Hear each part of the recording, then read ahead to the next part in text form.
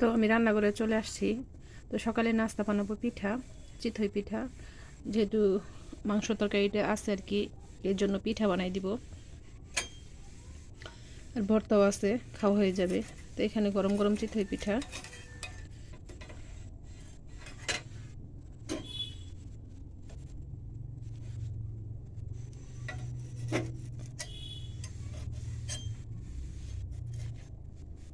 একটুখানি হবে এটা।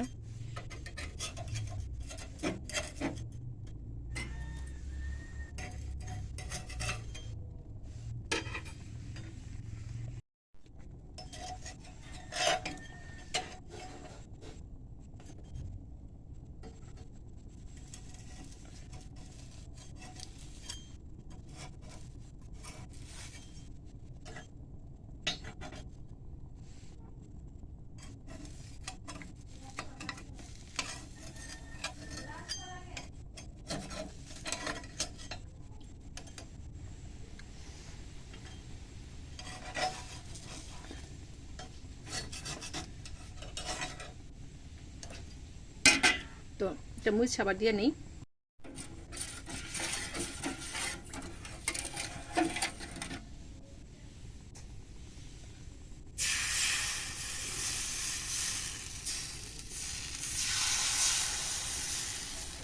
তা আবার কিন্তু আমি দিয়ে নিতেছি।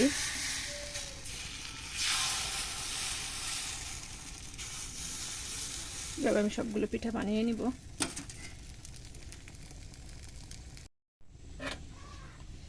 তো আমি উঠাই নেই পিঠাগুলো, একদম চাপ দেওয়ার সাথে সাথে কিন্তু সুন্দর মতো উঠা যায়।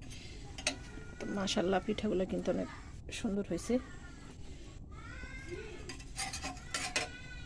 আর সকালের নাস্তা কিন্তু গরম গরম পিঠা কিন্তু ভালোই লাগে খাইতে। এটা উঠাইতে না একটু ঝামেলা হয়, যেহেতু একটু গর্তের মধ্যে একটু মানে ঝামেলা মনে হয় আর কি।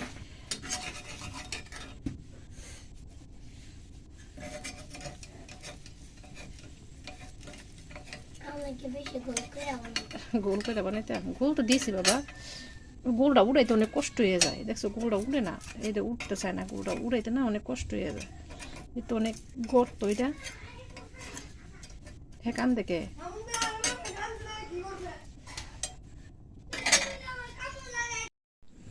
তো সকালে রান্না করার পরে কিন্তু দুপুরে আমি চলে আসলাম, সকালে নাস্তাটা খাইলাম।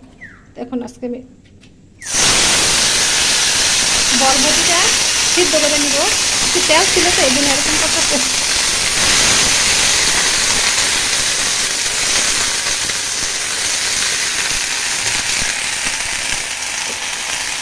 হালকা একটু ফাঁপ দিয়ে নিব, এটা ভর্তা করবো আজকে। তো আমি ভর্তা করার জন্য কিন্তু এখানে একটু হালকা একটু ফাঁপ দিয়ে তারপরে নিয়ে নিব। আর এখানে কিন্তু আমি ডালটা বসাই দিয়েছি। দুপুরে কিন্তু পিঠা বানাই নাস্তা করছিলাম, তো এখন অনেক দেরি হয়ে গেছে।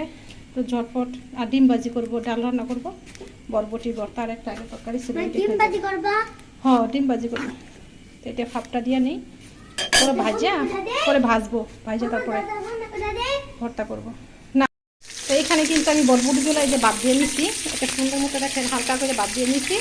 এটা এখানে পেঁয়াজ, কাঁচামরিচ, রসুন তারপরে আমি ভাজা নিলাম, ভাজা নিব আর কি, ওইগুলো ভাজবো, একসাথে ভাজবো।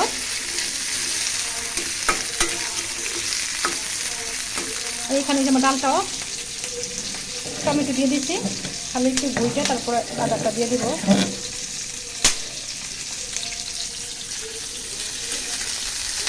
এগুলো সব একসাথে আমি ভাজা নিই। আমার বাজারটা কিন্তু শেষ হয়ে গেছে, একদম যে পোড়া পোড়া কিন্তু হয়ে গেছে, গেলেই গেছে।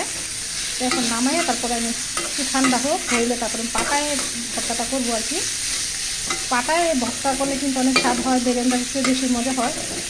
এই জন্য চেষ্টা করি যে কোনো ভর্তা নিয়ে হাতে দইলা, যেটা হাতে বানানো ওইটা হাতে, আর যেটা পাটায় বানানো হয় ওইটা পাটা বানাইতে চেষ্টা করি, কারণ স্বাদটা কিন্তু বেশি পাওয়া যায়। একটু কষ্ট করলেই মুখে যে স্বাদ আছে স্বাদটার টেস্টটা কিন্তু অনেক ভেজা যায়। সেই জন্য বানাবো। এই আজকে দুপুরের খাবার আমাদের। বানানোর জন্য আমি ধনিয়া পাতা নেবো, সেই জন্য দেখি খাই কিনা।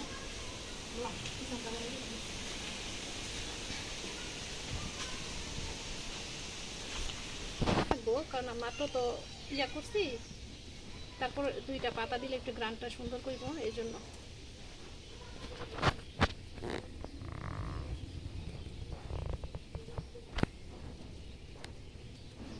এটা 3টাই কিন্তু যথেষ্ট। ডালটা আমি বাগারটা দিয়ে নিই।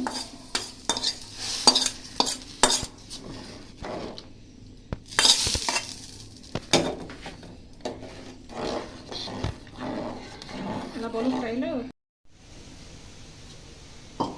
সব আমি একসাথে নিয়ে নিলাম। আর লবণ একটু দিয়েছিলাম আগে, দেখুন আর একটু দিয়ে নিই।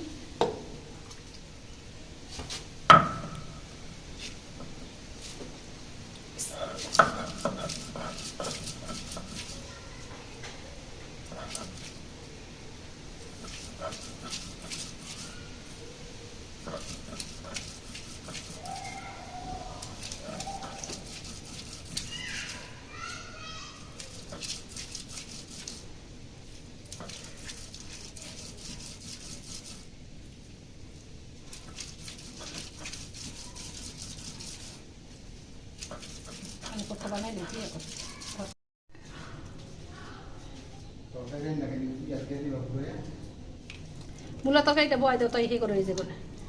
একটু সরষের তেল দিয়ে দিলাম।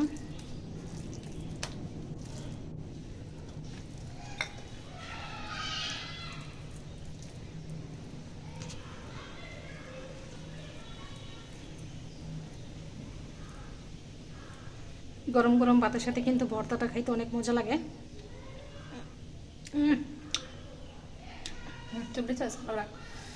তো বাচ্চারা বলতেছিল ফুচকা খাবে, তো এই জন্য কিন্তু গতকালকে আনা হয়েছিল এগুলো। তো আমি এটা ডালটা বুটটা কিন্তু গতকাল রাত্রেই কিন্তু আমি ভিজাই রাখছিলাম।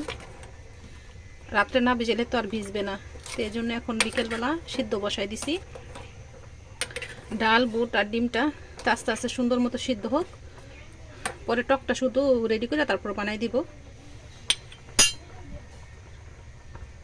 বানানোর জন্য কিন্তু হালকা গরম পানি দিয়ে কিন্তু তেঁতুলটা ভিজিয়ে রাখছি, যাতে তাড়াতাড়ি ইয়া হয়ে যায় আর কি, তেঁতুলটা গইলা যায়। তো আমি চটপুরিটা কিন্তু রেডি করে রাখছি। এখানে সব কিছু দিয়েছি, চটপুরির মশলা, জিরার ফাঁকি, তারপরে ধনিয়ার ফাঁকি, মানে সব কাঁচামরিচ, আলুটা দিয়ে কিন্তু একসাথে ইয়ে করছি মিক্স করে, তারপরে মানে খাবো আর কি। আর এখানে কিন্তু আমি টকটা রেডি করে রাখছি। এই তো টকটার মধ্যে আমি ধনিয়া পাতা দিই নাই, ধনিয়া পাতা আনতে পাঠাইছি, যদি পাই আর কি তো নিয়ে আসবো, আর যদি না পাই তাহলে তো আর কিছু করারই নেই। এখানে কাঁচামরিচটা দিই, আমি শুকনো মরিচটা দিছি ফাঁকি করে।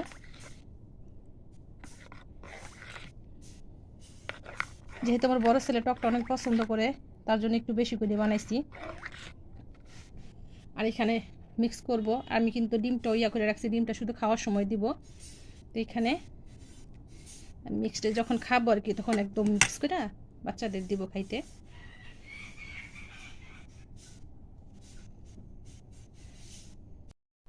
তো এই তো আমরা এখন ফুচকাটা খাবো।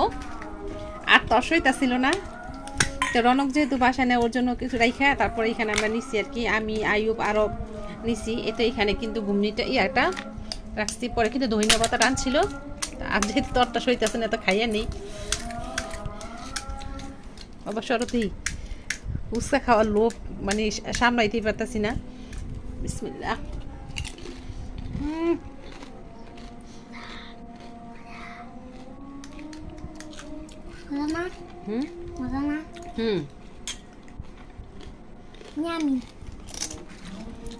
এ বাবা, বাড়িতে বসে বসে কিন্তু ফুচকা খেলে ভালো লাগে। সব কিছু কিন্তু একদম দোকানের মতো হয়েছে, বাড়িতে খাইলে কিন্তু তৃপ্তি সহকারে খাওয়া যায়। সেই জন্য বাচ্চারা বলছিল বানাই দিয়েছিলাম। আর ফুচকাগুলো একদম মচমচে ছিল।